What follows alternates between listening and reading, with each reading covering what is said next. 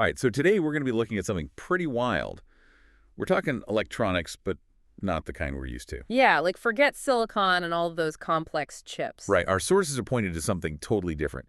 It's this idea of using just single elements as switches. Like literally from the periodic table. Exactly. So uh, our mission here is to really wrap our heads around this whole elemental switch thing, and you know what it could mean down the line. Like, how would that even work? Like, can you actually make a switch out of like a chunk of copper or So something? that's what we're going to unpack, right? Yeah. The sources dive into how these fundamental building blocks of matter could basically act like transistors. Okay, so instead of those super intricate semiconductor junctions with all the doping and layers, right? Yeah, none of that. We're talking single element, like just straight from the periodic table, boom, that's your switch. Wow. Okay, so how does a single element like just become a switch? Well, it all boils down to this thing called resistance. Okay, like how much a material resists the flow of electricity? Exactly. So in its normal state, the element would act as an insulator.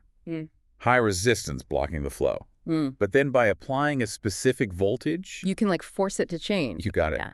The resistance drops dramatically, and suddenly it's conducting. It's switched on. So it's like manipulating the material's resistance to create that on-off switching action. Precisely. Yeah. And now the source dives into this idea of threshold voltage. Right. I saw that. So what's the deal with that? So each element basically has its own unique threshold voltage. Like a fingerprint, kind of. Yeah, like a unique identifier. Yeah. And it's the point where you hit that voltage and the material is forced to change its conductivity. Oh, so like a tipping point. Yeah, basically. So this shift, it could happen through a phase transition, like the element literally changes its physical state. Oh, wow. Or it could even involve some crazy quantum stuff like electron tunneling, where electrons basically teleport through barriers they normally couldn't. No way. That's wild. Right. So each element has this specific voltage key to unlock its conductive state. Huh. But could you actually build like circuits with these things? Well, that's what the material suggests. It says Yeah. these elemental switches could act as simple on-off switches, just like the transistors we use now. Controlled by voltage. Huh. And that means they could potentially integrate into our existing circuit designs. So what's the big deal here? Why are elemental switches such a big deal? Well, for starters, think about manufacturing.